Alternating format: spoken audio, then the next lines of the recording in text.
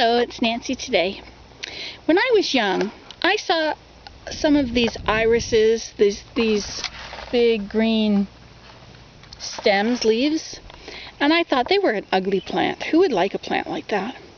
But now that I'm grown up, I have these most beautiful irises, and they smell so good. See that bug in there?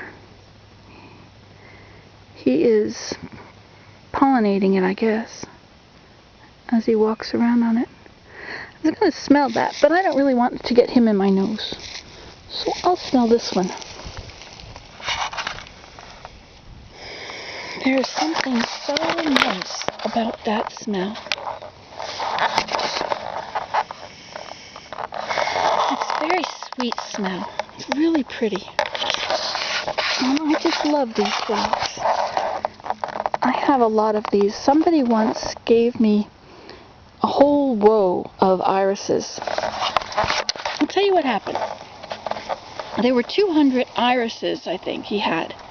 And he dug up this whole long row, the whole side of his yard. He dug up the whole row and made a wheelbarrow full of irises. And he gave them to me. And I planted them all through here. This is a perennial yard. See, they're in clusters all through everywhere, our irises. See, here's some more. You have to make sure that that bump at the bottom of them, you have to make sure it's not covered with dirt, because if it is, they won't bloom. It's very deep on here, isn't it?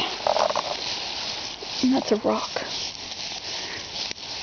So if you want your irises to bloom, make sure that those big lumpy root things are not covered up, because they won't bloom if they are. You might as well pull the grass out when you're in there. They might bloom, you know, but they don't bloom very well if they're covered up. So anyway, how I came to get these. This was a man that I didn't know. He lived on the corner somewhere and had such pretty flowers.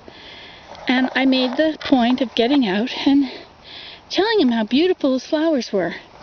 And I also gave him my phone number, because people with perennials that take care of their gardens, not like me, I just kind of let it go. And I mow in between, and I separate them, and I move them to new places. So I'm always increasing the amount of perennials I've got. But people that have a full garden of perennials usually get rid of them, as they take care of them and they throw them away. And keep that in mind, that people with good gardens are going to throw away a lot of good plants or look for somebody to have them. So I left him my phone number, and if he ever thins out his plants and has nowhere for them to go, I'll be glad to come and take them off his hands. Keep him from having to compost them, you know. And so he did. And I received 200 irises that year. And now, I think I've had 400 blooms one year. But I have a terrible memory. What if it's only 185 and I can't remember? I mean, I really can't even count. You'd think that I wouldn't know how to put this on YouTube either. Anyway, so if you need to have a perennial garden and you don't have one, or you just have a few things, always stop and thank the people that have made these gardens that you get to see. And even give them your phone number. It's often that when you just stop and compliment their garden, they say, "Oh, would you like some of that?"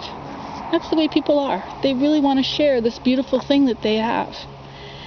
And it costs a fortune to try and do a perennial garden. If you're going to pay prices like $3 for one little plant, like $3 for one little plant, how much would this cost? 3, 6, 9, 12, 15, 18, 24, 27, 32, 30, 33, 36.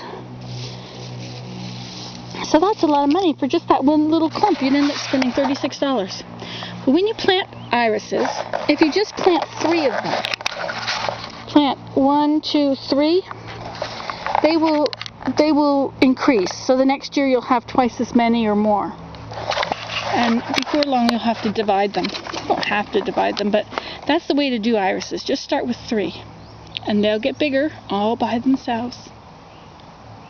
And share them with other people if you've got them. If you've got something that you don't think somebody else has, be ready to share it with somebody. They call it a friendship garden, I think. Anyway, bye. Enjoy your irises. It's probably blooming time where you are.